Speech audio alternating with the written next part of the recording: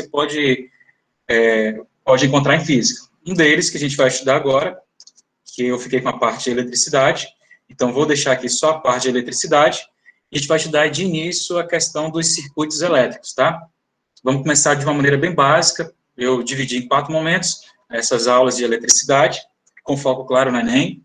A primeira parte a gente vai ver as leis de Ohm, tá? Na segunda parte a gente vai ver instrumentos de medida e como eu posso utilizar esses instrumentos de medida juntamente com a associação de resistores, tá? Associação em série, em paralelo e também mista. Depois vai ter uma outra aula que eu vou falar sobre geradores. Vocês vão poder ver também que eu vou poder associar, da mesma forma como resistores, vou poder associar também geradores. E também, para finalizar a última aula, vou fazer um momento que, infelizmente, como a física é um conteúdo bem extenso, bem abrangente, geralmente a gente não consegue abordar a parte de indução eletromagnética. Então, vai ficar esse momento aí de indução eletromagnética como a 4ª aula. Até porque tem sido também um conteúdo bem recorrente no Enem, tá? E é por isso que eu adicionei a 2ª aula, que é instrumentos de medições básicas, né, de eletricidade, como iremos ver o amperímetro e o voltímetro, que vão estar disponíveis aqui nesse simulador, tá bom? Sem postergar um pouco mais, vamos iniciar, então, com a nosso material, né? Eu pus aqui 6 questões, mas na apresentação que eu vou utilizar como forma de revisar também parte do conteúdo, porque eu vou entender que nem todo mundo aqui que está participando dessa sala de aula teve contato com a física, como pelo menos alguns conceitos básicos, né, que vão ser estudados aqui nesse momento, tá? Então, botei algumas questões bem básicas de duas universidades, e depois entro, de fato, com as questões que foram abordadas no Enem, referente às leis de Ohm. Tudo bem? Deixei aqui uma apresentação também, vou deixar isso aqui não, aqui é a apresentação que estava com os outros meninos, né? Ei, isso aí foi uma prova do SUB, hein? Oi? Isso aí foi uma prova do SUB. Do SUB o quê, rapaz? Isso foi não, subsequente. Oi, tenho certeza. Deixa eu ver. Acho que um dia que eu botei aqui a apresentação foi de eletricidade. Deixa eu ver aqui a apresentação aqui, está nesse computador. Botei eletricidade 1.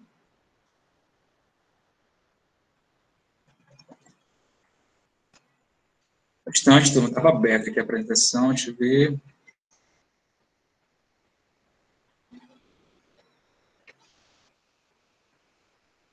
Tá, vou botar aqui nas últimas apresentações do PowerPoint, mais fácil.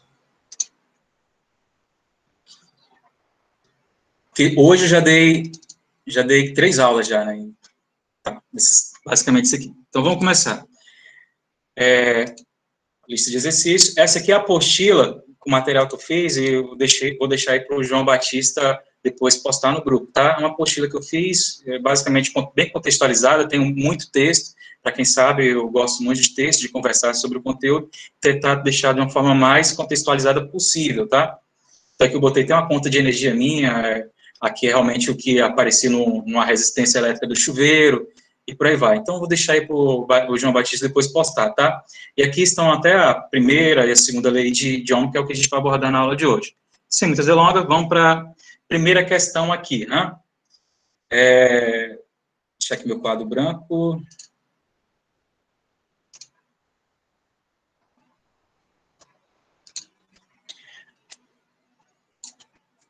Deixa eu ver se eu faço assim, acho que é mais fácil.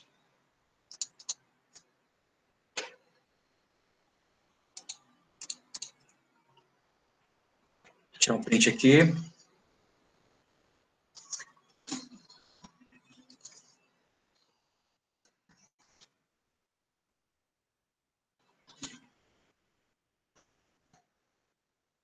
Essas 2 questões aqui bem conceituais mesmo, só para a gente ter ideia do que seriam essas leis de Ohm. Para a galera aí que é do curso aí de informática, já está bem, como eu poderia dizer, está bem craque nisso aí, tá? Então, vamos ler aqui essa primeira questão. Aqui fala sobre a questão fala sobre um resistor, é um elemento passivo de um circuito elétrico. Próxima aula eu vou voltar a falar um pouquinho mais do que seria esse circuito elétrico. Mas ele fala que esse resistor, aqui é uma unidade de medida que é o Ohm, que aí aparece a simbologia dela, que é o ômega, né? E diz que esse resistor é percorrido por uma corrente elétrica de 20 miliampere. Milha aqui é prefixo para 10 elevado a menos 3, é um submúltiplo, tá? Então, aqui significa dizer que essa corrente aqui, que é representada pela letra I, é de 20 vezes 10 elevado a menos 3 ampere. E ampere é a unidade de medida de corrente no Sistema Internacional de Unidades, assim como resistência elétrica, o resistor, é em ohm, tá? E ele pede o quê? Ele pede a DDP. DDP, o sinônimo de DDP, é muito comum alguns textos trazerem tensão elétrica. DDP é diferença de potencial, né? No caso, diferença de potencial elétrico, tensão elétrica, ou ainda também voltagem. Tá? E a DDP, a unidade de medida dela é o volt no Sistema Internacional. Então, a única preocupação que eu teria, basicamente, com essa primeira questão aqui, primeiro é as unidades de medida. Está no Sistema Internacional, aqui também está no Sistema Internacional, a questão acontece que há um submúltiplo aqui, que é o milli, né, prefixo para 10 elevado a menos 3. O grau de dificuldade de uma questão como essa é muito baixo, tá? Mas vou explicar por quê, tem razão. Essa questão, ela envolve basicamente o que seria a primeira lei de Ohm. Vou fazer uma pequena pausa aqui, voltaremos nessa questão, para falar um pouco sobre, para fazer basicamente a resolução dessa primeira lei de Ohm. Vou aqui para a minha apresentação, coisa bem rápida, tá, turma? Então, a gente está na parte de eletrodinâmica, basicamente eletricidade, que eu dividi, né? O que a questão está tratando é de um elemento do circuito elétrico, que é o resistor.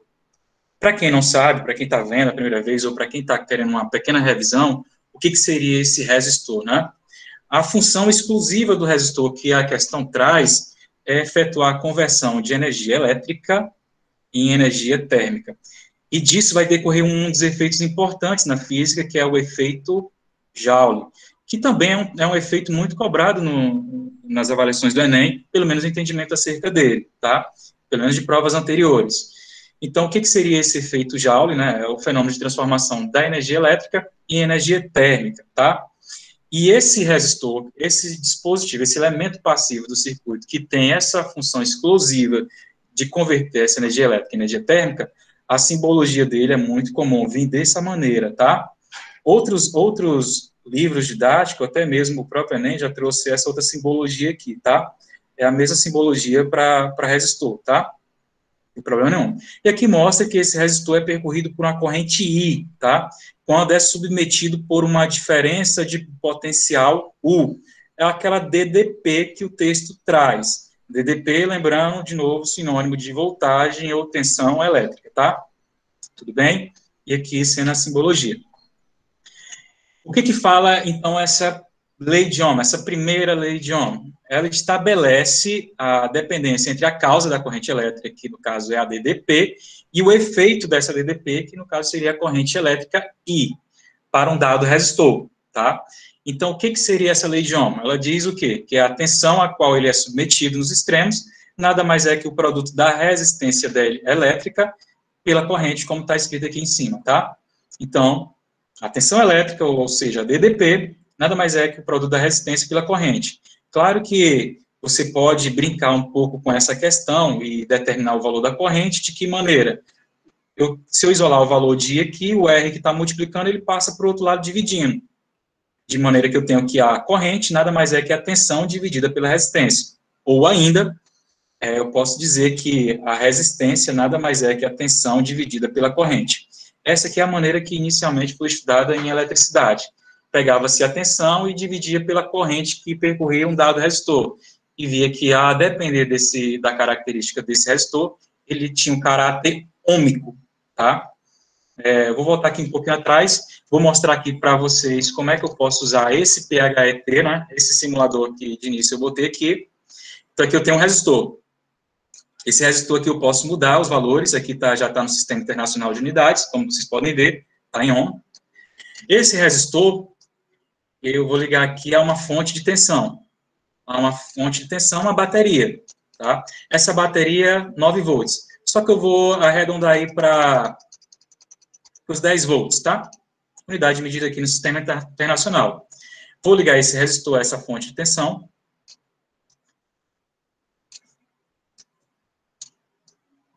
Posso já até acrescentar aqui um outro elemento que é muito utilizado em circuitos elétricos, que é o interruptor, já para ir adiantando um pouquinho a nossa segunda aula, né? Então, vou montar aqui o meu circuito, tá? Isso aqui é um circuito elétrico simples, formado só por um gerador de fonte de tensão. Vou pedir para que mostrem os valores. Então, eu tenho uma resistência elétrica de 10 ohms ligados a uma fonte de tensão de 10 volts, né? Neste caso aqui, não há corrente elétrica, mas assim que eu fechar o meu circuito elétrico, assim que eu fechar o interruptor, eu noto que passa a haver uma corrente elétrica, tá? Então, aqui é o sentido dos elétrons. Olha só, aqui é o polo positivo e aqui é o polo negativo da minha bateria. Esse sentido aqui, só para já fazer uma pequena revisão, para quem caso não tenha visto, isso aqui é o sentido real da corrente elétrica, que vai do polo negativo para o polo positivo da bateria, tá? Só que existe um sentido convencional, que é o que geralmente a gente utiliza nos livros. O sentido convencional vai do polo positivo para o polo negativo, tá bom? Aí a pergunta que eu poderia fazer é, com base na primeira lei de Ohm, que diz que, com base na primeira lei de Ohm, que fala o que é a primeira lei de Ohm? Ela fala sobre a relação que há entre a tensão, a resistência e a corrente. Com base nisso, eu já conseguiria responder qual é a voltagem que vai circular por esse resistor?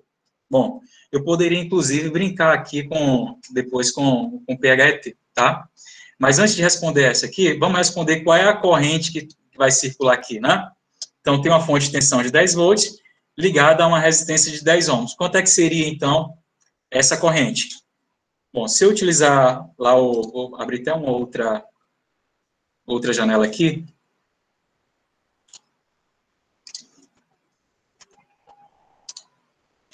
Então, lá você tem, já até falando um pouquinho sobre simbologia, você tem um resistor ligado a uma fonte de tensão. Aqui é uma forma de representar aquele gerador elétrico. Vou fazer até um pontilhadozinho aqui, que é uma forma de representar o gerador elétrico. Aqui esse polo é o polo positivo, aqui é o polo negativo. Polo de potencial maior, polo de potencial menor. Vou utilizar o sentido convencional da corrente, que é do positivo para o negativo. Então, aqui eu tenho uma corrente elétrica, tá? Aqui o valor da resistência lá no PHE, no simulador é de 10 ohms, né? Representado por isso. E a tensão aqui da bateria é de 10 volts. Utilizando a primeira lei de Ohm, que diz que a tensão é o produto da resistência pela corrente, se eu quisesse determinar, nesse caso aqui, o valor da corrente, que é a minha incógnita, era só pegar o valor da tensão e dividir pela resistência, né? Uma vez que o R está multiplicando, passo para o outro lado dividindo. Então, a corrente fica a tensão dividida pela resistência. A tensão sendo de 10 volts dividido pela resistência de 10 ohms, daria unidade medida, está tudo no Sistema Internacional de Unidade, a corrente vai ser em ampere, tá? Então, olha só lá, voltando lá para o meu PHET, se eu utilizar um perímetro aqui, a corrente dele informa aqui que a corrente é de 1 ampere. Voltando para a nossa apostila, nosso primeiro exercício lá, já dá para responder qual seria aí a corrente que vai, a tensão que vai ser estabelecida aqui nesse resistor. Né? Ele pede U. Então, eu teria que o valor da resistência, o que ele pede, o valor da resistência foi dado, 100 ohms, vezes uma corrente de 20 vezes 10 elevado a menos 3. Isso vai dar quanto? 100, eu geralmente gosto de utilizar a notação científica, até uma forma de revisar um pouco, né? O 100 nada mais é que 10 elevado a 2, né? 10 elevado ao quadrado, multiplicado por 20 vezes 10 elevado a menos 3. Aqui eu posso até simplificar. Claro, gente, estou fazendo aqui só um exercício de notação científica, tá? Então, fica 20 vezes 10 ao quadrado, vezes 10 elevado a menos 3, não é isso? Então, aqui, resumindo aqui, simplificando, vai estar 20 vezes 10 elevado a potências de mesma base, repete a base e somos expoente. Mais 2 com menos 3 dá menos 1. né? Então, a tensão aí vai ser 20 vezes 10 elevado a menos 1. O que eu faço agora? 10 elevado a menos 1, quando você tem um número com potência de base 10, com expoente negativo, você desloca a vírgula para a sua esquerda. Então, quando eu deslocar a vírgula aqui para a minha esquerda, vai ficar quanto? 2 volts. Ok? Então, a resposta aí é a letra A, tá bom? A resposta da primeira questão, 2 volts. Ok? Da mesma forma como eu fiz essa aqui, posso proceder da maneira como essa aqui. Só que a questão agora é que ele deu a tensão, deu a corrente. Ele pede agora a resistência elétrica do filamento, no caso da lâmpada. Então, vamos ler a questão com calma. Os valores nominais de uma lâmpada incandescente usada em uma lanterna são 6 volts, e aqui 20, prefixo M aqui, mili. Mili, prefixo para 10 elevado a menos 3. 20 vezes 10 elevado a menos 3 ampere. Isso significa que a resistência elétrica do seu filamento é de... Vamos lá. Posso determinar o valor da resistência elétrica? Pode. Tenho a tensão e a corrente. Vou utilizar qual lei? A primeira lei de Ohm, que estabelece a relação entre tensão, resistência e corrente. De maneira que, para determinar o valor da resistência, nada mais é que isolar, né, o valor da resistência, o I que está multiplicando, passar para o outro lado, dividindo. Então, ele deu a tensão, 6 volts. A corrente, 20, né, mas não é só o 20, é 20 vezes 10 elevado a menos 3. Tá? Para proceder com essa questão, fica fácil. Há um artifíciozinho matemático aqui, que eu costumo ensinar, né? Que eu costumo dizer para os alunos. Quando você tem uma potência de base 10 embaixo, você pode transferir ela para cima, trocando o sinal do expoente aqui. De maneira que você vai ter 6 dividido por 20. Esse 10 elevado a menos 3 você passa para cima com o expoente trocado. Aí ele fica 10 elevado a 3, né? Então, você tem 6 sobre 20 vezes 10 elevado a menos 3, né?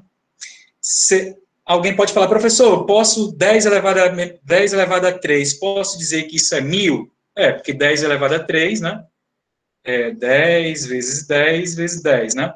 De forma que você vai ter, só uma forma diferente de fazer, tá? Você vai ter 6.000 dividido por 20. Posso simplificar um zero com zero aqui, fica 600 dividido por 2, vai dar quanto? 300 ohms. Aí você olha para a questão, quantas respostas iguais a 300 ohms tem?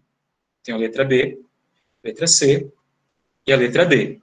Para voltar para responder a pergunta correta, dar a resposta correta, eu vou de novo para a minha apresentação para falar um pouquinho mais sobre resistência elétrica, tá? Olha só. Em geral, aquela primeira lei... Algum problema, alguma dúvida?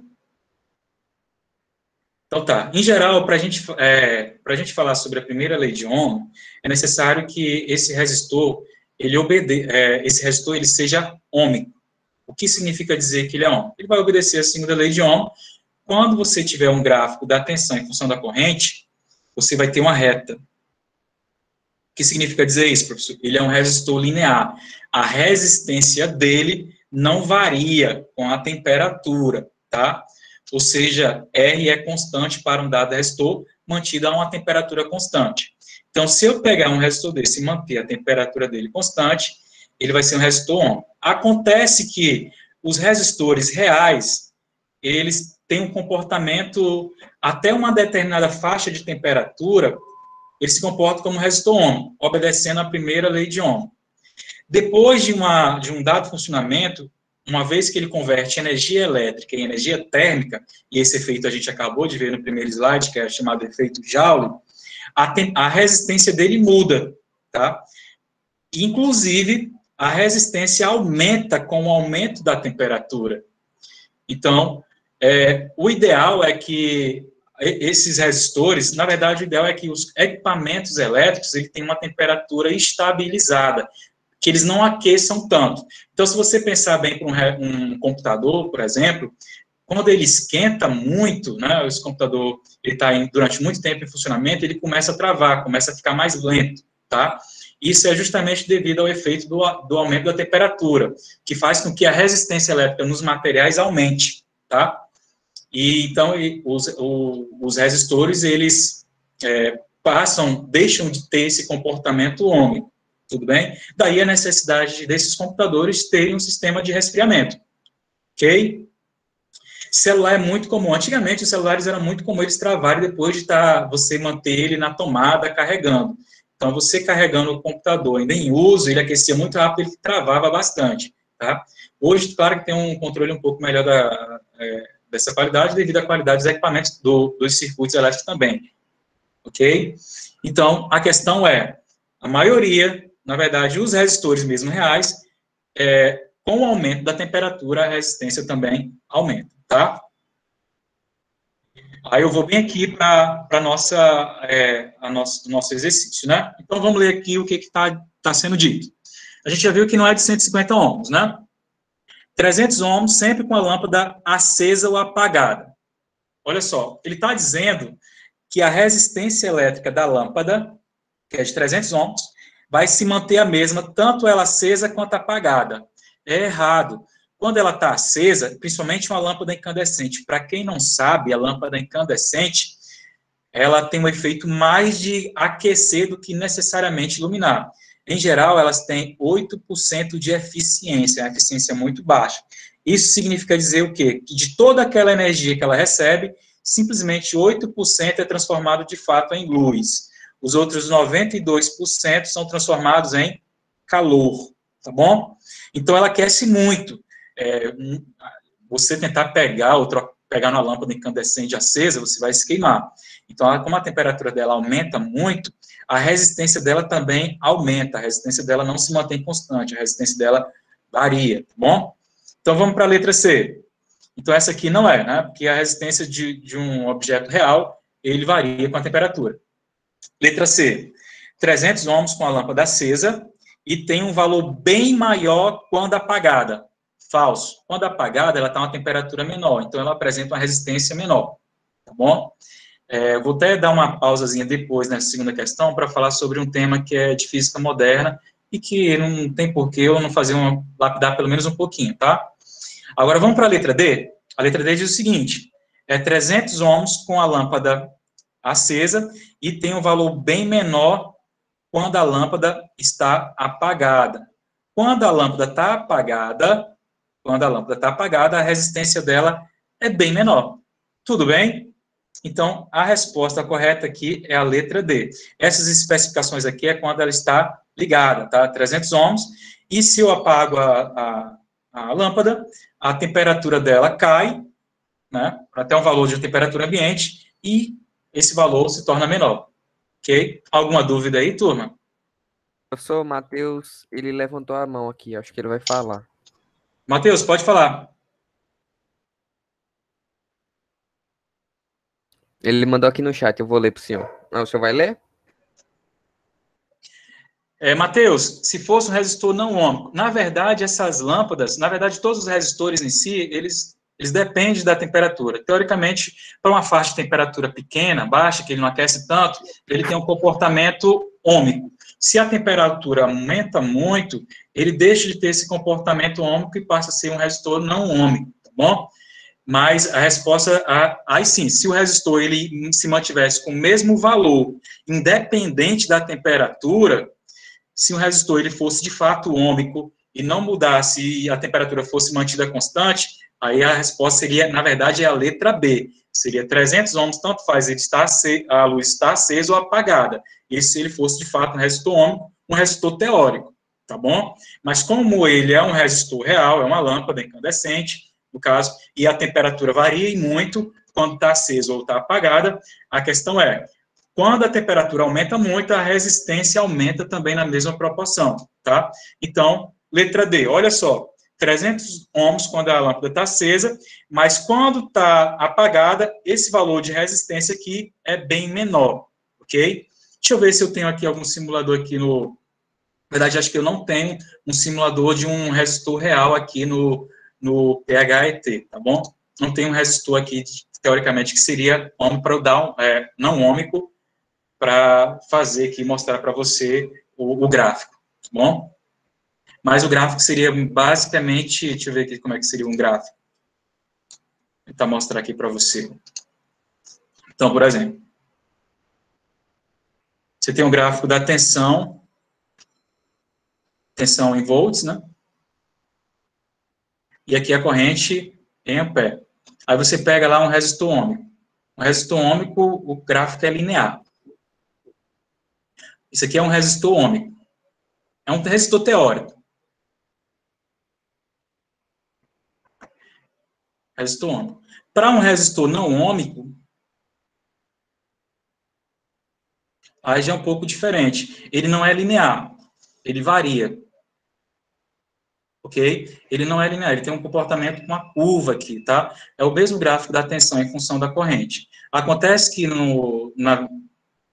na prática em si, a maioria dos resistores são resistores não ôhmicos. Aí você pega só uma faixazinha aqui, ó, uma faixa de um determinado valor que ele vai se comportar como resistor ôhmico.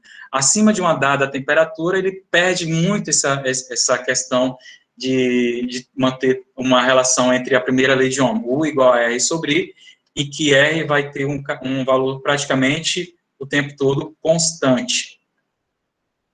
Ok? Isso é um resistor ôhmico. Quando você pega a tensão e divide pela corrente, mantém um valor constante. Mas só acontece se ele fosse ôhmico, se fosse um resistor teórico.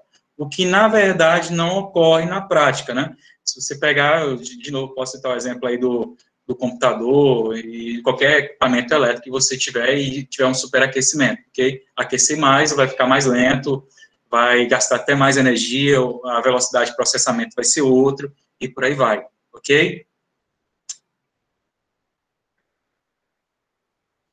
Então, voltando aí para responder a sua pergunta, né? Então, no caso, se a resistência se mantivesse sempre ôhmico, independente da temperatura, ele não ia mudar. Ok, Matheus? Alguma dúvida? Então, na verdade, teria que ser a letra B e não a letra C. Tá? Só para frisar um pouco aqui uma questão, a gente fala em supercondutores. O que são supercondutores? São condutores onde a resistência é praticamente nula, tá? Deixa eu ver aqui na minha apresentação, só botar aqui. Na verdade, essa pesquisa é muito antiga, né? Como é que eu faço para ter uma velocidade de processamento muito alta? A velocidade de processamento é tão mais alta quanto menor é a resistência à passagem, por exemplo, de um sinal elétrico, de uma corrente elétrica. Eu só vou ter uma resistência nula a baixas temperaturas. A grande questão é como é que eu posso ter supercondutores a uma temperatura ambiente. Para quem responder essa pergunta, para quem obter um material que seja supercondutor a uma temperatura ambiente, não tenha dúvida que essa pessoa vai ser muito rica e você vai ter computadores com uma velocidade cada vez maior, ok? Mas era só uma ideiazinha só para falar sobre supercondutores. E geralmente eles são a menos 190 graus Celsius, então a temperatura muito baixa, tá bom? Vou falar aqui um pouquinho, já sobre potência dissipada, porque quando a gente está falando de efeito Joule, quando a gente está falando de resistor, a gente está falando de conversão de energia elétrica em energia térmica, tá? Então, esse resistor é esse elemento passivo no meu circuito que converte isso, tá bom? Daí ser usual, bem aqui, né? Daí ser usual dizer que um resistor, ele dissipa energia elétrica que recebe de um circuito, né? Aí é comum a gente falar qual foi a potência consumida por um resistor, né? Qual foi a potência que foi consumida por aquele resistor, né? Qual foi a potência dissipada? Tá? Então, aí entra uma outra fórmula difícil que é muito utilizada, como eu vou mostrar para vocês, tanto nessa aula como nas próximas, no Enem, tá? Então, quando se fala em resistor, é muito comum se falar na potência que ele foi consumido ou na potência que ele dissipou, tá?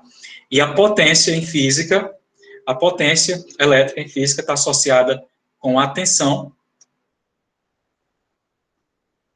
Deixa eu ver aqui, apagar isso aqui. Aqui aparece o U, de novo o aqui é a tensão, né? O DDP, costumo falar sempre tensão. O U aqui, o I aqui seria nossa corrente elétrica, né?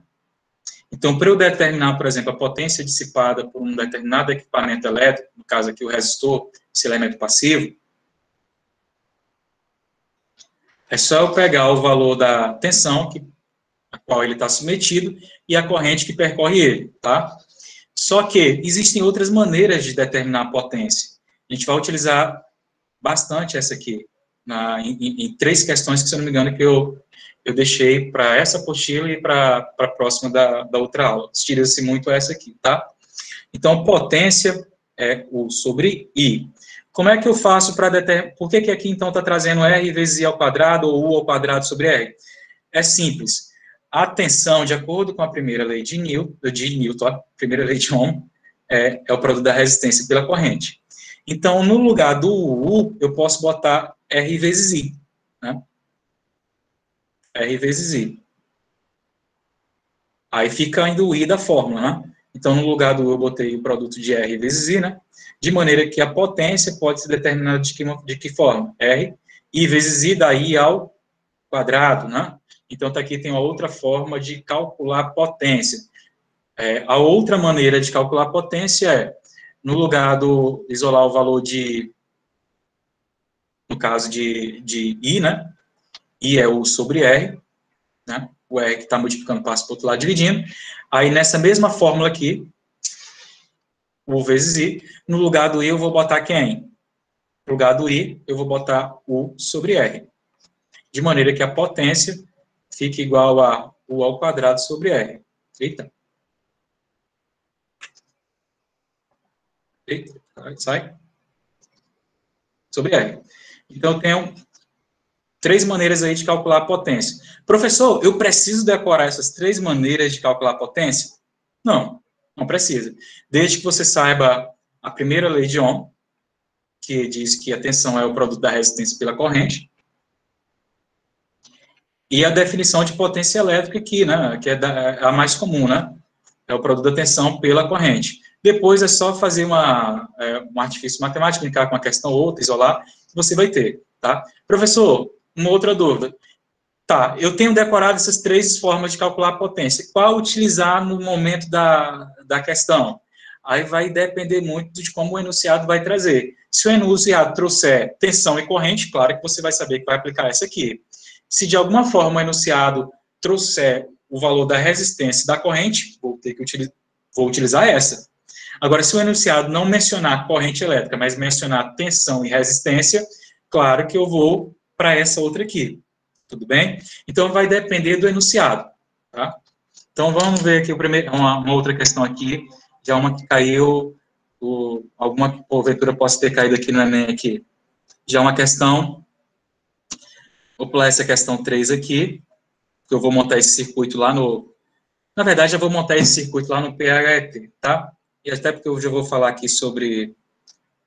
Volto a falar sobre a primeira lei de Ohm, não tem problema nenhum. E aqui entra já basicamente potência dissipada, tanto nesse quanto esse aqui, que é o conteúdo. Tá?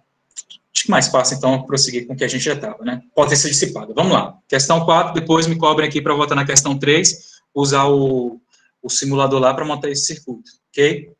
Então, questão 4, aí questão do Enem de 2016, né?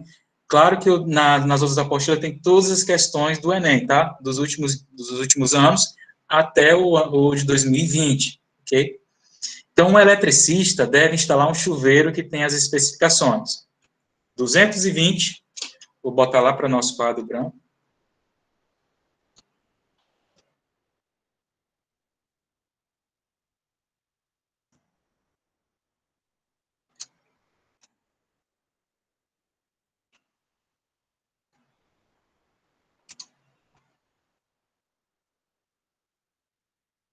Lá. Questão simples, nível de dificuldade baixo, tá? Como vocês vão ver.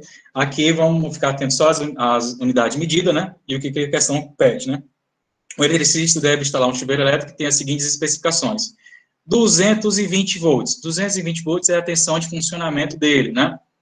Aí ele tem duas temperaturas, 4.400 watts e 6.800 watts, né?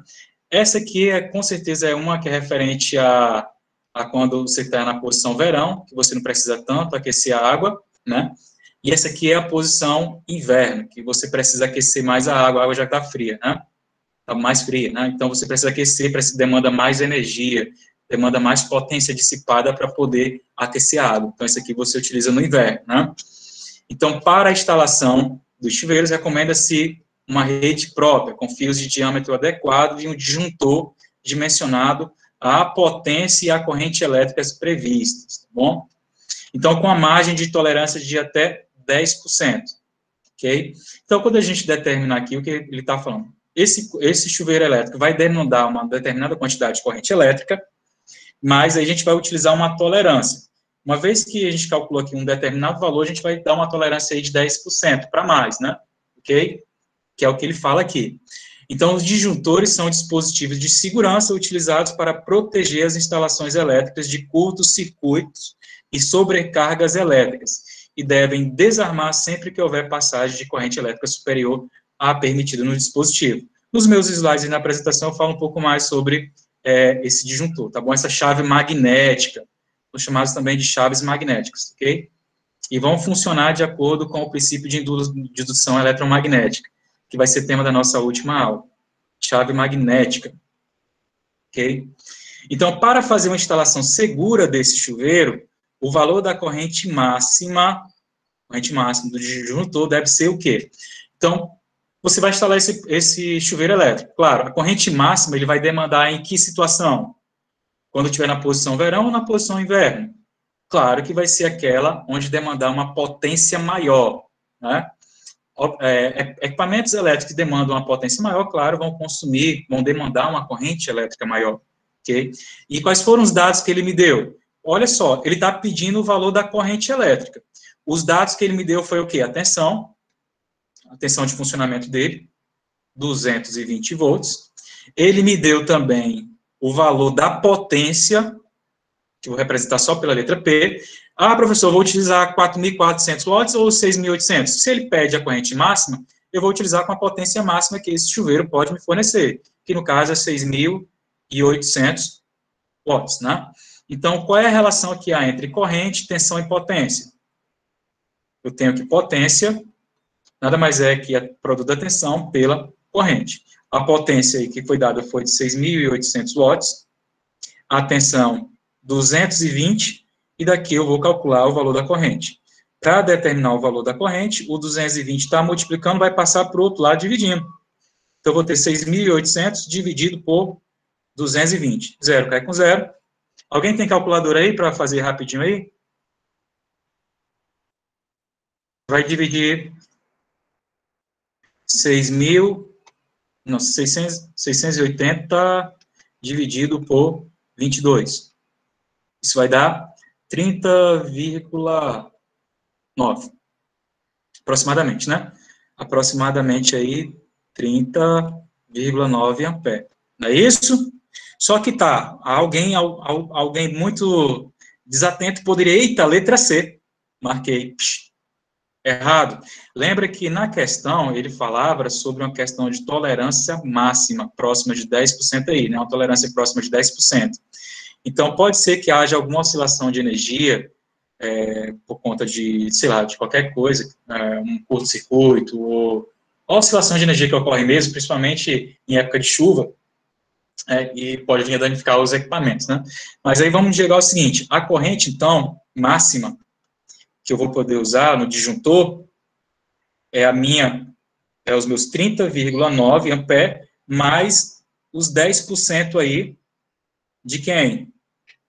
De 30,9 ampere, 30% aí dessa corrente máxima aqui. Essa aqui é a corrente que eu vou, de fato, utilizar aqui para o meu disjuntor. Não é nem a corrente máxima, é a corrente aí que eu vou utilizar para o meu disjuntor, né? Ok? Mas aí, pergunta, quanto é que é 10% de 30,9? Bom, vai ser 30,9 mais 3,09. É isso? 10% de 30,9 é 3,09. Isso vai dar um valor de quanto? 33,99 aproximadamente ampere, né? Ou seja, o valor mais próximo aí seria de quanto? 35. Letra D. 35, porque não tem um disjuntor de 34, não tem um disjuntor de 34 ampere, né? Só tem ou de 30, 35, 40, 45, entendeu? Então, o valor mais próximo do disjuntor tem que ser de 35, ok? Até porque se eu botar um de 30 ampere, quando eu ligar na potência máxima, olha só, ele precisa de uma corrente maior do que os 30 pé. Então, quando eu ligar na posição inverno aqui, o que vai acontecer com o disjuntor? Ele vai descarregar, ok? O que acontece se eu botar um disjuntor de 40 pé? Aí já foge muito da tolerância de 10%. Então, a única resposta aí coerente seria a letra D, os 35 ampere. Alguma dúvida? Alguma dúvida, Túlio? Se tiver alguma dúvida, é só levantar a mão aí que a gente fala, tá bom? Antes de voltar a falar um pouquinho mais sobre a questão da potência dissipada, como vocês podem ter visto, é uma questão bem simples, gente. E sempre cai alguma questão de circuito elétrico no Enem. E essas questões que são extremamente simples, a gente não pode errar, porque a gente não pode errar essas questões fáceis, tá? Vamos lá agora para montar aquele nosso circuito lá, para vocês entenderem de que maneira também um resistor pode ser utilizado. Então, vamos montar lá aquele circuito. Deixa eu ver, na apostila. 12 volts, 100, 100, 100, né? Então, vou montar esse mesmo circuito que aparece aqui na questão 3 do Enem. São 4 resistores de 100 ohms. Eles estão ligados, como a gente vai ver na próxima aula, é uma forma de ligar os resistores, é uma ligação em série. Aqui eu vou alterar o valor do resistor para 100 ohms. Eu posso brincar, posso alterar o valor da resistência para 100 ohms. Só que são 4.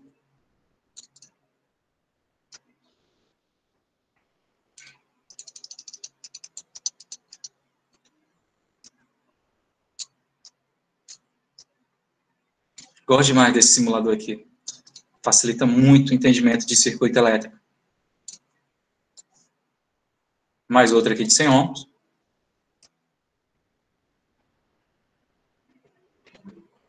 Beleza. Eles estão ligados um após o outro. Esse tipo de ligação, como veremos na próxima aula, todos estão convidados, né, na próxima segunda-feira, é um tipo de associação em série, tá? Associação em série de resistores. Vou montar aqui o meu circuito, ver como é que ele está montado aqui na apostila. Certo.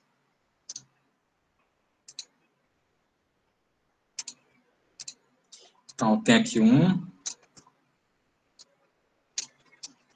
Tem outro.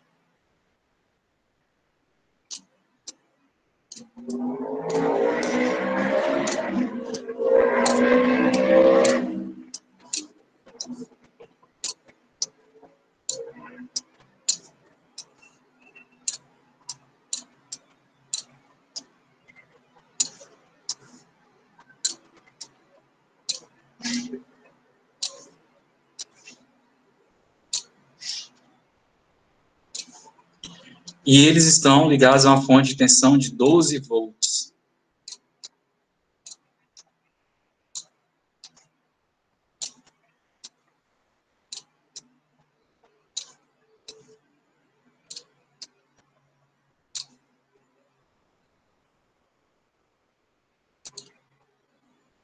Volts, né? Note que o potencial, o positivo está para cá, o negativo está para cá. Não tem problema não. Vou alterar aqui, vou inverter aqui. Pronto, polo positivo, né? Polo negativo. Não tem efeito prático no circuito, mas não vamos entrar nessa discussão agora. Então, 12 volts.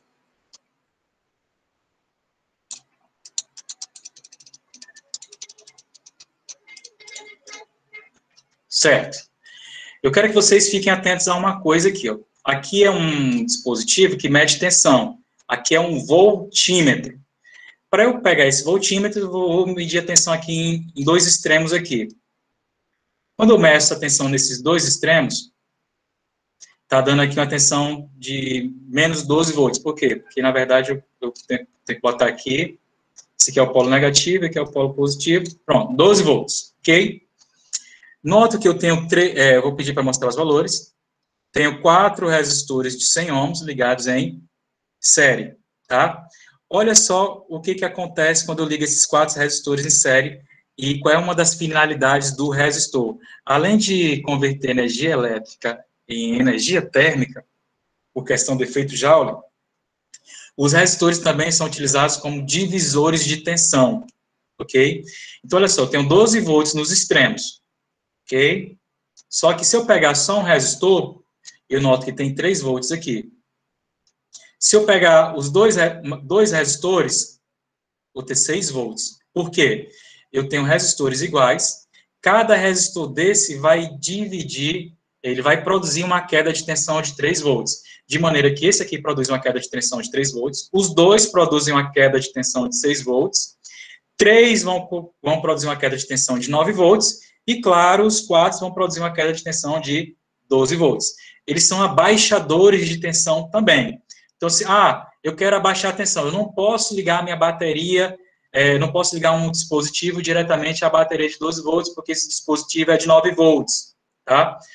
Se meu dispositivo é de 9 volts, eu não posso simplesmente ligar nos extremos dessa bateria, porque a bateria está dando 12 volts. Aí eu faço um circuito aqui, que é um divisor de tensão, de maneira que eu possa obter os 9 volts. Olá, se eu ligar nesse extremo aqui, nesse outro extremo, eu posso ligar um dispositivo que funcione com a tensão de 9 volts. Que isso é uma das outras finalidades do resistor. Dividir a tensão, ser um abaixador de tensão. Mas não, eu tenho um dispositivo que ele funcione com 6 volts. Aí eu utilizo aqui.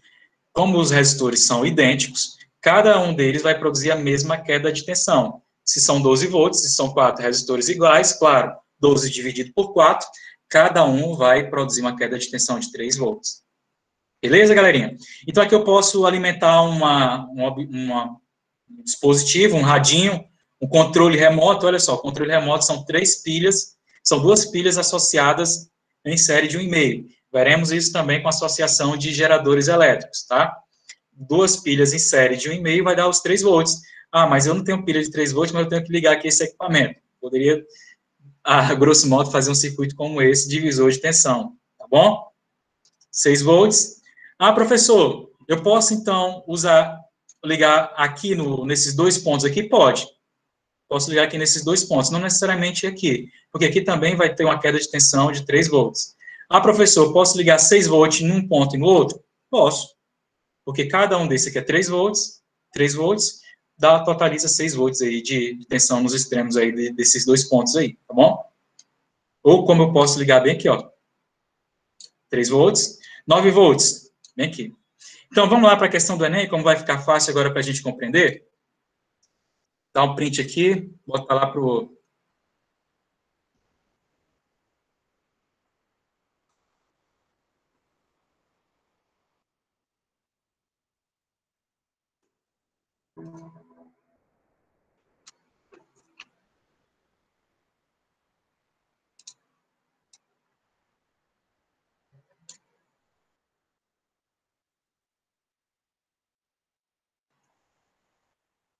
Olha como fica fácil essa questão.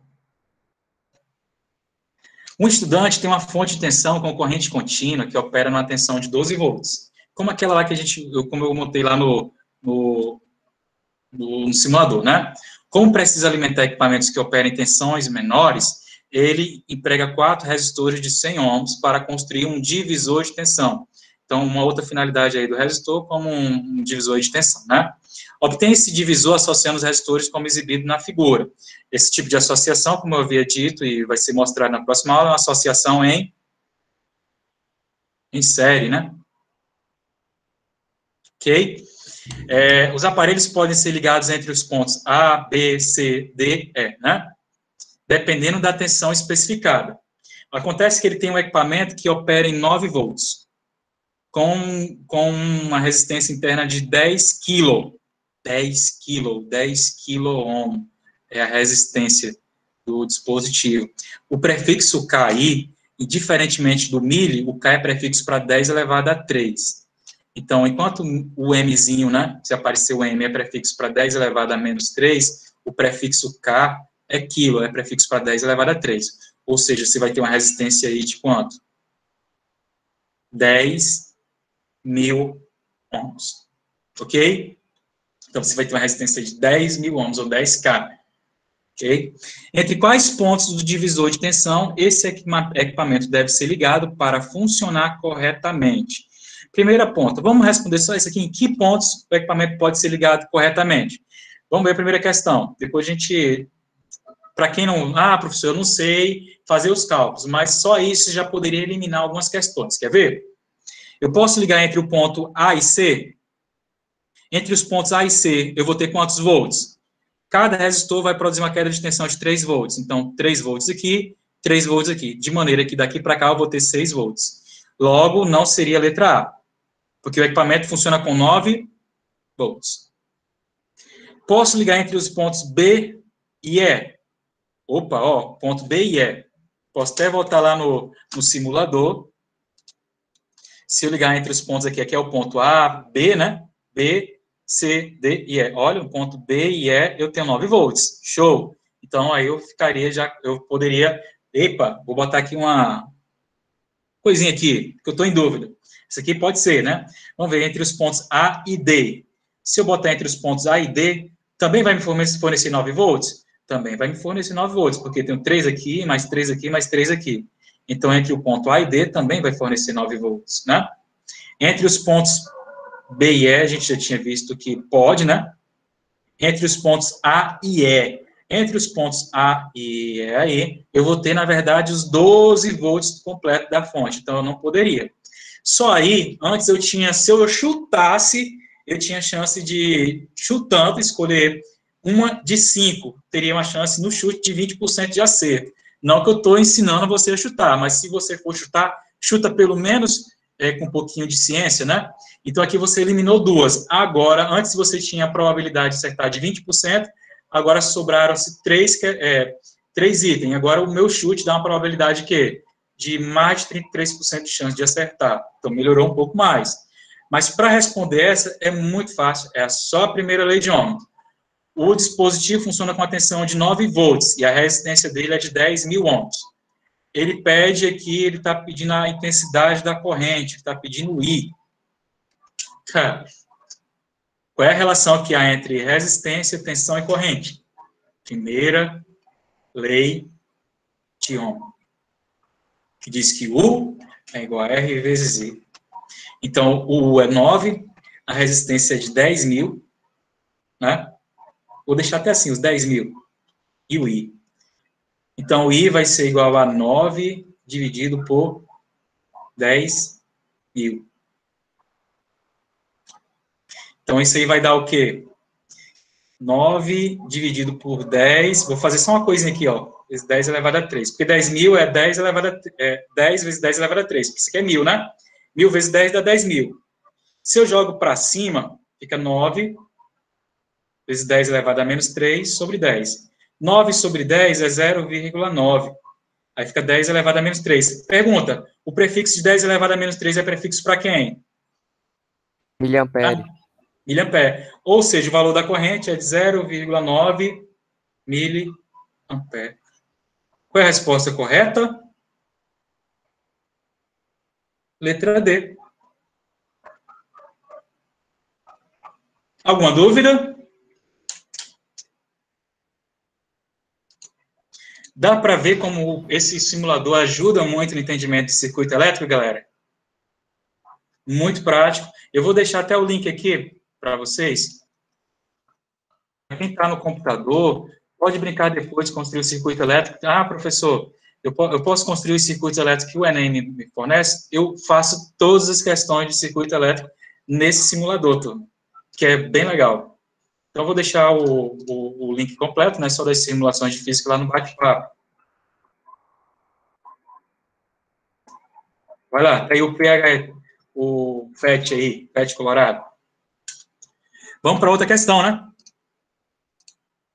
Vamos para a questão 5.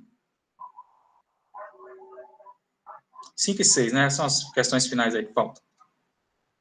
Nossa aula vai até que horas? Até às 18h50, professor. Ah, top. Temos muito tempo para até lá. Dá para montar muito circuito elétrico ainda.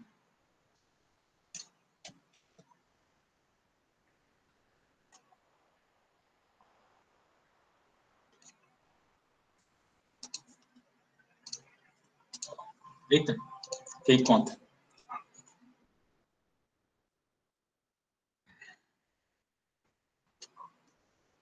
Olha só. Questão simples também, uma questão que não demanda, digamos, é de um dos níveis que não precisa você ter, como posso dizer, muitas habilidades, que eles botam competências e habilidades, né? só precisa basicamente saber duas coisas, né? Primeira coisa que a primeira lei de Ohm, né? U é igual a R vezes I, e a segunda coisa é que a potência é U vezes I, né? São as duas coisas que geralmente vai debandar nessa questão. Então, olha só, uma lâmpada LED, ou diodo emissor de luz, que funciona com 12 volts e corrente de 0,45, produz a mesma quantidade de luz que uma lâmpada incandescente de 60 watts de potência. Qual é o valor da redução da potência consumida ao se substituir a lâmpada incandescente pela lâmpada LED? Né? Então, a pergunta é, ela funciona com 12 volts, ela demanda uma tensão de 12 volts e uma corrente de 0,45. Qual é a potência que ela consome? Então, a potência aí que ela vai consumir é a tensão de funcionamento dela vezes a corrente. A tensão de funcionamento dessa lâmpada LED, 12 volts, a corrente de 0,45. 12 vezes 0,45 vai dar... Estou com preguiça de fazer conta com a cabeça, tá? Já estou dando aula desde de manhã. Então, fica 12 vezes 0,45. Isso vai dar 5,4 watts de potência.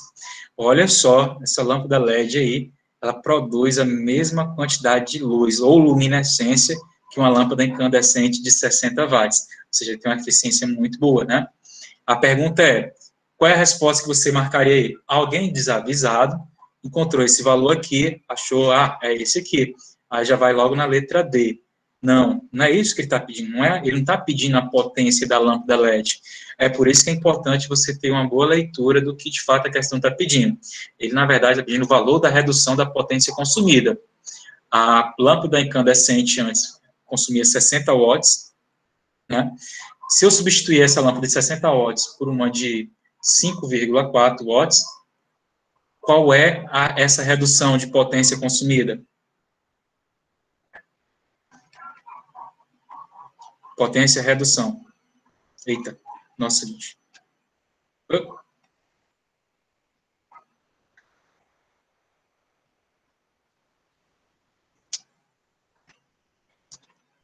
botar aqui pote, redução. Então, a lâmpada incandescente tem 60 watts de potência, enquanto que a lâmpada LED, 5,4. Ou seja, a redução de potência aí é de quanto? Aí você vai pegar os 60, menos de 60, vai dar 54,6 watts aí. Ou seja, há uma redução aí de 54,6 watts de diferença entre potências consumidas. E é esse valor de redução da potência consumida que ele pede ao substituir essa lâmpada incandescente pela lâmpada LED, ok? Ou seja, a resposta correta é a letra A. Então, muita atenção, é uma questão bem simples, bem fácil. Se eu não me engano, quando a gente pega os gráficos das questões que foram, número de questões que foram erradas, né? Na verdade, tem toda essa questão, né? Essa questão aqui, acho que, se eu não me engano, mais da metade das pessoas erraram essa questão, que é uma questão simples, tá? Se você notar. Talvez a boa parte desses erros advém do fato de que a pessoa não entendeu o que era o valor da redução da potência consumida. Então, lê 2 vezes, 3 vezes o problema para saber. E quando a esmola é demais, né, a gente tem que desconfiar, né? O santo desconfia, né? Então, muito cuidado. Então, vamos para a próxima. Questão 6. Essa é uma questão já um pouco mais difícil. Vou explicar por que ela é uma questão um pouco mais difícil. E por isso que eu deixei ela um pouco para o final, né? E, na verdade, já estava aqui, né?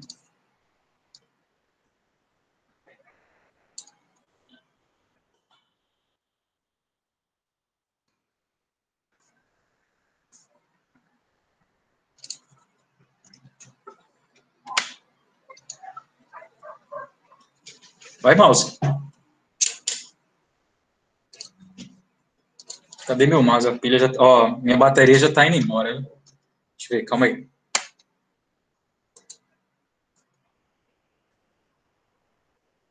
Vai.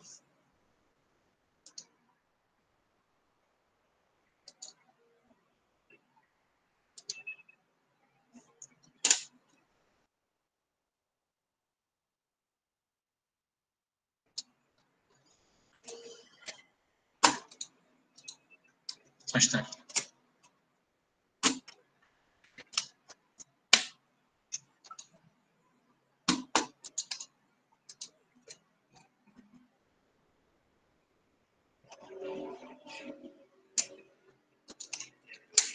Calma aí, galera. Vou trocar as pilhas aqui do meu mouse, que tá bugando aqui.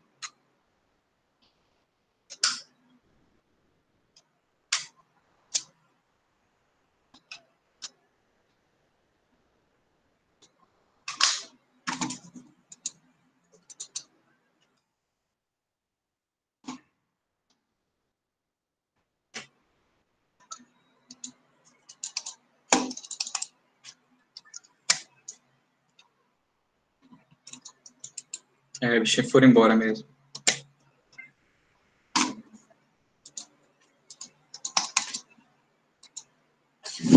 Calma aí, galerinha, rapidinho. Desculpa aí o contratempo.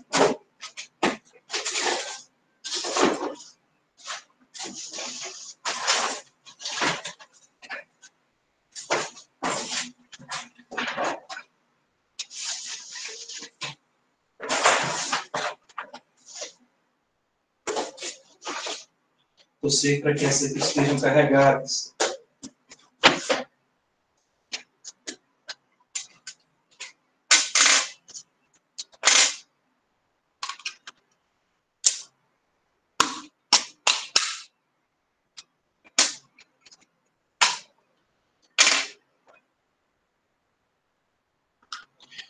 Por enquanto, pode tentar fazendo aí, galerinha.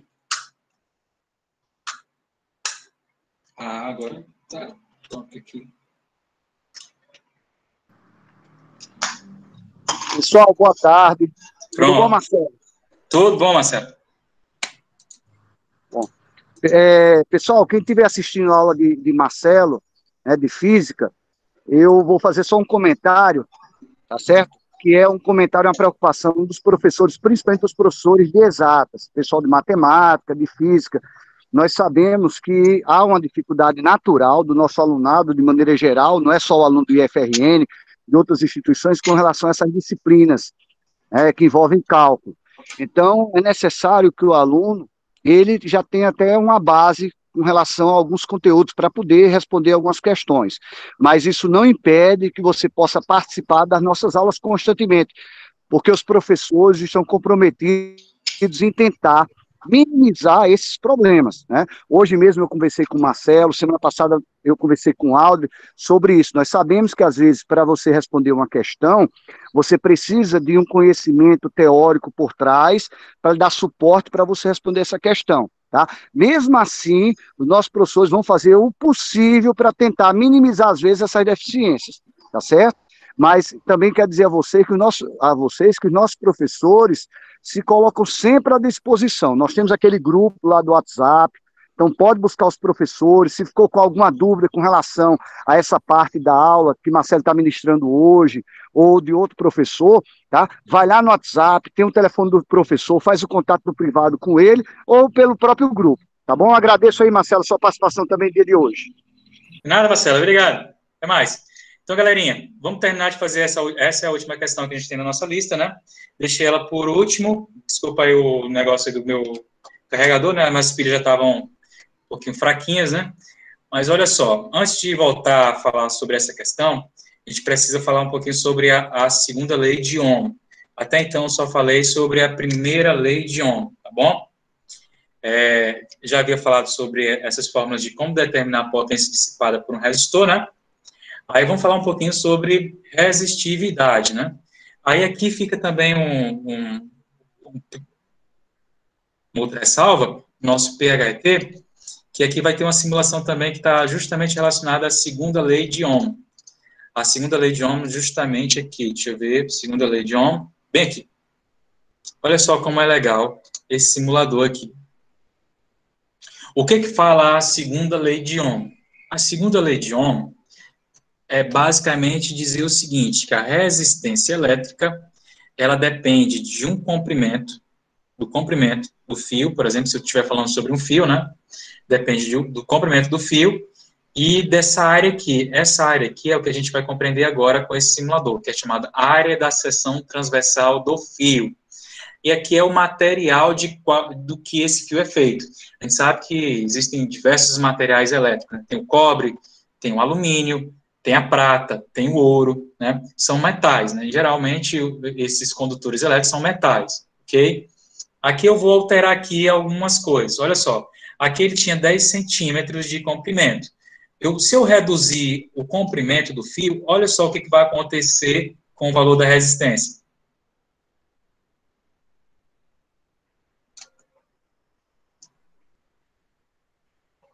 Estou querendo botar aqui no valor exato aqui de 5. De 5. Vai 5. Tá. Não consegui botar o de 5. Mas o que você pode notar é que quando eu reduzo a resistência, o comprimento do fio, eu também reduzo o valor da resistência elétrica, né? Olha lá. Quando eu aumento o comprimento do fio, eu aumento o valor da resistência elétrica. Tá certo? Então, aqui eu tenho 20 ohms. O valor da resistência elétrica é 1,33. Se eu reduzir pela metade o comprimento, eu não chego no valor exato, não consigo chegar aqui no valor exato, bem exatozinho mesmo. Mas quando eu reduzo pela metade o valor do comprimento, eu reduzo também pela metade o valor da resistência, tá? Então, vou aqui deixar o valor da resistência alto, tá? Porque o comprimento é muito grande. O que acontece se eu reduzir essa área aqui? Olha só, se eu reduzir a área, o que eu espero do ponto de vista da matemática? Do ponto de vista da matemática, a área aparece no denominador. Se aparece no denominador, são grandezas inversamente proporcionais. Do outro lado, né? Uma aparece de um lado e outra aparece do outro. Só que aqui do outro lado ela aparece embaixo, no denominador. É comum a gente dizer que essas grandezas aqui são inversamente proporcionais. O que significa dizer isso, professor? Do ponto de vista matemático, se eu aumento a área, aumentando a área, eu reduzo o valor da resistência. Olha só, aumentando a área, eu reduzo o valor da resistência, ou seja, são grandezas inversamente proporcionais. Agora eu vou reduzir o valor da área. Quando eu reduzir o valor da área, o valor da resistência vai aumentar. Olha só.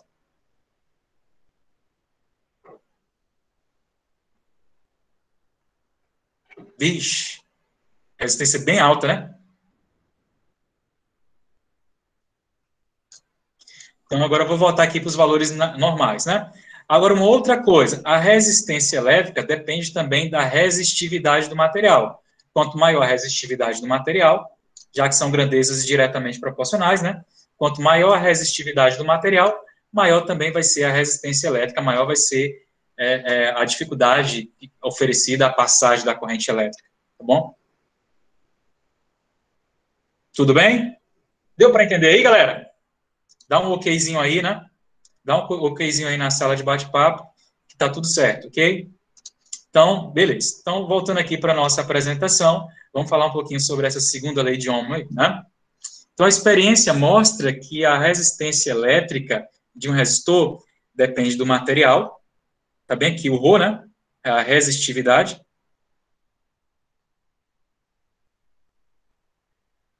De suas dimensões, ou seja, do comprimento e da área, né?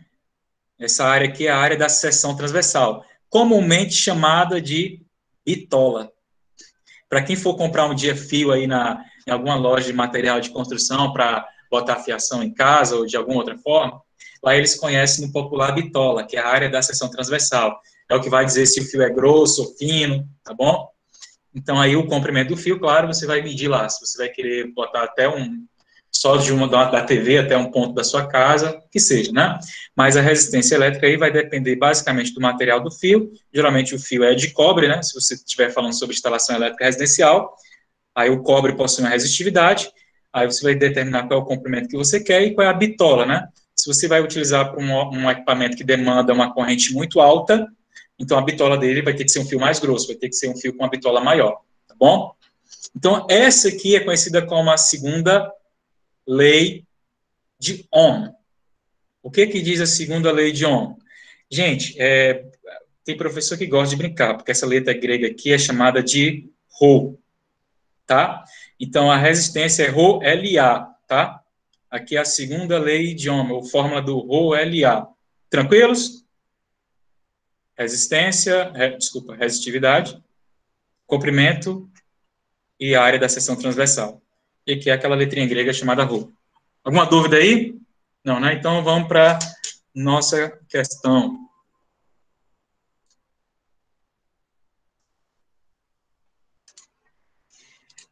Olha só, chuveiro elétrico é um dispositivo capaz de transformar energia elétrica em energia térmica. Ou seja, que efeito é esse? Você já pode falar, efeito Joule, de converter energia elétrica em energia térmica. E esse efeito é Joule que vai possibilitar a elevação da temperatura da água. Um chuveiro é projetado para funcionar em 110 volts. Ele pode ser adaptado para funcionar em 220 volts, de modo a manter inalterada a sua potência. Então, alguém que está lá no Rio de Janeiro, ou Minas Gerais, São Paulo, que a rede de tensão lá é 110 volts, vem aqui para o Rio Grande do Norte. Não sei por que ele vai querer utilizar chuveiro elétrico, né? Se bem que eu entendo, né? Porque é bom, às vezes, um banho quente, que é bem relaxante, tá? É utilizar o chuveiro elétrico, ok? Só que ele quer manter a mesma potência. Então, vou falar situação 1, situação 2, ok? Situação 1, situação 2. Vem aqui dividido. Aqui a tensão na situação 1, que é o 1, vou chamar que é de 110 volts. Já na situação 2, como se ele tivesse vindo aqui para o Rio Grande do Norte, a tensão aqui é de 220 volts, ok? Uma das maneiras de fazer essa adaptação... a potência 1, não sei, mas a potência 2 também eu não sei, mas a única coisa que eu sei é que a potência 1 é igual à potência 2, né?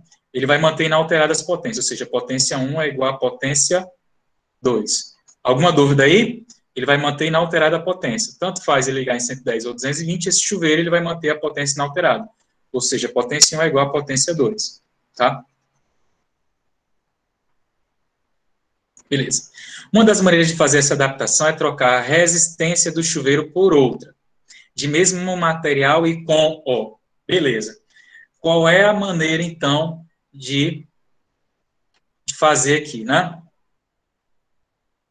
Aí, galera, vai a pergunta. Ele falou em algum momento em corrente elétrica? Não. Ele está falando em tensão, resistência e potência. Aí a gente tinha visto, eu tinha mostrado para vocês que existem três maneiras de calcular a potência. Através do produto da tensão pela corrente. A outra maneira é potência igual a R vezes I ao quadrado. E, por último, potência igual a U ao quadrado sobre R. Aí eu falei, qual forma utilizar? Vai depender do contexto da questão. Se a questão não estiver falando sobre corrente, eu já sei que eu não vou utilizar nem essa nem essa outra aqui. Né? Então, a única fórmula que eu vou poder usar, teoricamente, é essa aqui, que diz que a potência é U ao quadrado sobre R. Como ele está querendo manter as duas potências inalteradas, né? Tanto a potência 1 igual a potência 2, como é que seria a potência 1? A potência 1 é 1 ao quadrado dividido por R1. Como é que seria a potência 2? É U2, né, a tensão U2 ao quadrado, dividido pela resistência R2, né? Porque ele vai ter que alterar a resistência elétrica do chuveiro. Então, você pode ir lá na loja de material de construção e só comprar a resistência elétrica, tá? Então, ele pode fazer isso, ok? Mas qual é a resistência elétrica que ele vai poder comprar, né? Isso é a grande questão que ele está pedindo aqui nesse Enem 2013. E para manter a potência inalterada. Então, P1 igual a P2. Mas a gente sabe que P1 é U1 ao quadrado dividido por R1. E P2 é U2 ao quadrado dividido por R2. Eu posso igualar essas duas coisas. Tudo bem? Igualando essas duas coisas, vou até fazer isso bem aqui, ó. Igualando P1 com P2, eu vou ter que U1 ao quadrado sobre R1 é igual a U2 ao quadrado sobre R2. Ok? Só que ele deu os valores, né? U1 é 110. Os 110 volts é 110 volts ao quadrado sobre R1. E aqui é 220 volts ao quadrado dividido por R2, né? A tensão U2, como a gente tinha visto, É a tensão aqui que seria, fazendo um paralelo aqui com a aqui do Rio Grande do Norte, que é 220 volts, né? Então, eu vou ter isso aqui, ó. Só que se você notar, 220 é 2 vezes esse valor. Vou fazer um artifício matemático aqui, tá? Não vai doer muito, não. Então, eu tenho 110 ao quadrado é igual a 220, é a mesma coisa que 2 vezes 110 ao quadrado. Aqui vai dar R1, aqui embaixo é R2. Ok? Porque 2 vezes 110 vai dar quanto? Os 220, né, galera? Então, olha só, se eu for um artifício matemático, professor, como é que eu consigo ganhar uma sacada como essa? Fazendo exercício. Então, o que é 2 vezes 110 elevado ao quadrado? É 2 ao quadrado vezes 110 ao quadrado. E aqui é R1, e aqui é R2. Opa! R2. Olha só, eu posso simplificar. Ó. Ficou o quê? Simplificado ficou 1 sobre R1 é igual a quem? 2 ao quadrado é 4. 4 sobre R2. Olha só o que eu posso fazer aqui. Propriedade dos meios pelos extremos. De maneira que eu vou ter que a resistência 2, que eu vou ter que ir lá na casa de material de construção, tem que ser o quê? 4 vezes o valor de R1.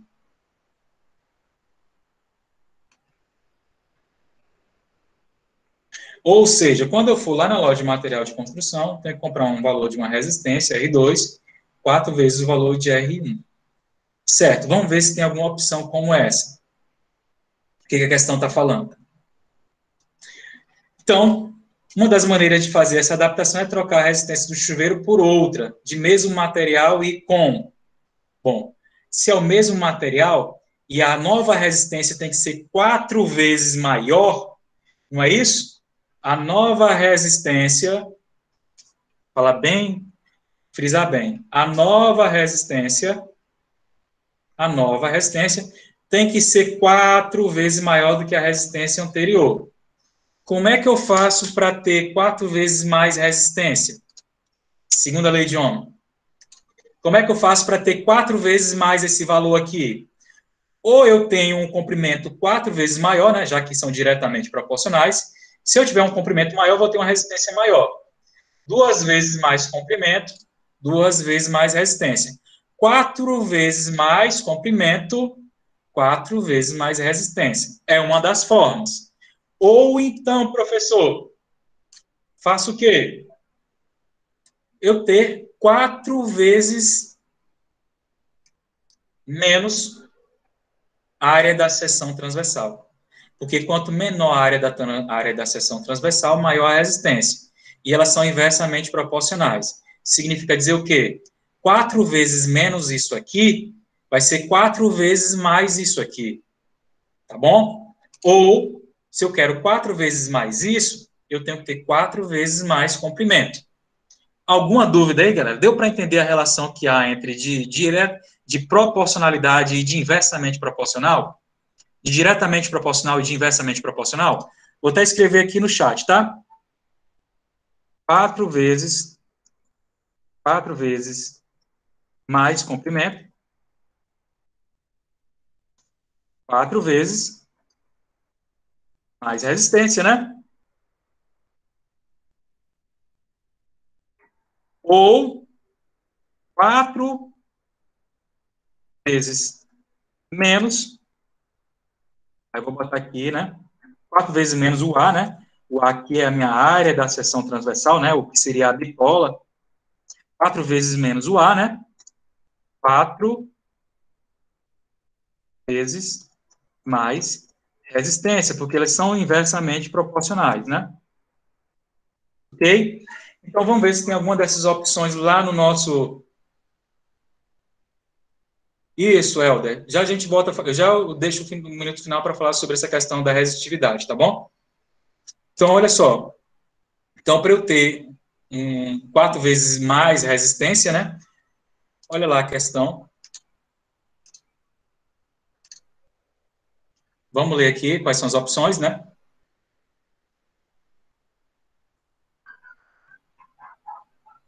para obter 4 vezes menos resistência, né? Mais resistência, desculpa, R2 é 4 vezes maior a resistência de R1. O que eu vou precisar? Eu vou precisar o dobro do comprimento do fio? Falso. Eu teria que ser 4 vezes o comprimento do fio, né? Metade do comprimento do fio? Não, só metade do comprimento do fio não me daria 4 vezes mais resistência, só daria 2 vezes menos, 2 vezes mais resistência, no caso, né? Metade da área da seção reta do fio, só metade da área da seção reta do fio, de novo, só daria metade da 2 vezes mais resistência, no caso, né? 2 vezes só mais resistência. Agora, o quádruplo da área da seção reta do fio. 4 vezes mais área seria 4 vezes menos resistência, porque são inversamente proporcionais. Agora, olha a letra E. A quarta parte da área da seção reta, ou seja, a quarta parte é 4 vezes menos a área da seção reta do fio.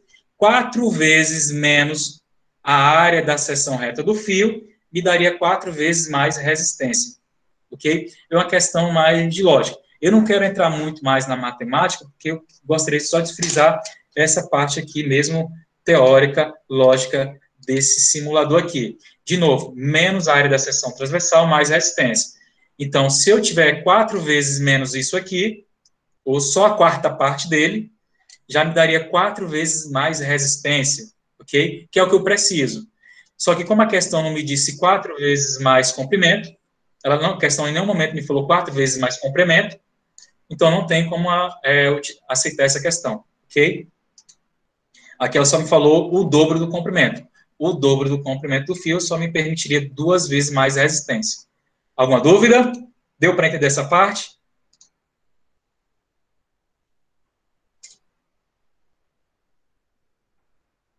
Alguma parte aí, galerinha? Helder, então voltando aqui.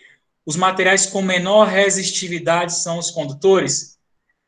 Helder, são os condutores. Um dos materiais que possui maior condutividade é prata, platina, ouro, tá?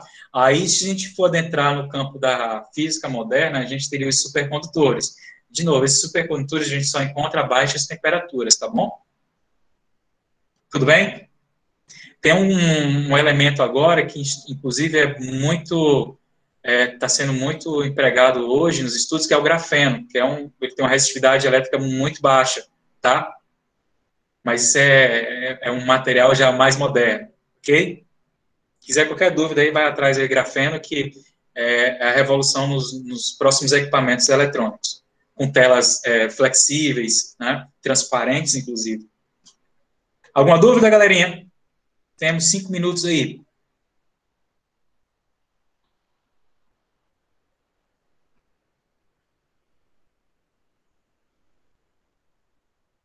Acharam outro material melhor que o grafeno? Eita, eu estou por fora, porque na verdade na UFPN a gente lida com grafeno, né? Tem uma parte lá da engenharia de materiais que está com grafeno. Borofeno, com certeza deve ser tudo à base do carbono, né? Só uma estrutura molecular um pouco diferente. Então, galerinha, qualquer dúvida é só falar que eu vou estar por aqui, tá?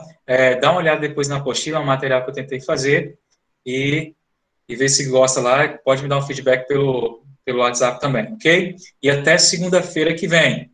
João Batista, muito obrigado, viu? E até mais. Valeu, Rodrigo, até mais. Valeu, professor. Eric, bom tempo. Tchau, professor. Show. Pode falar. De nada. Obrigado aí, professor. Tchau, professor. Tchau, tchau, até mais. Até mais, Abraão. Tchau, professor. Olá, Silene. Valeu, valeu. Tchau, Kívia. Fui treinar. Obrigado, professor Marcelo. Obrigado, Boa João noite. Batista. Você também.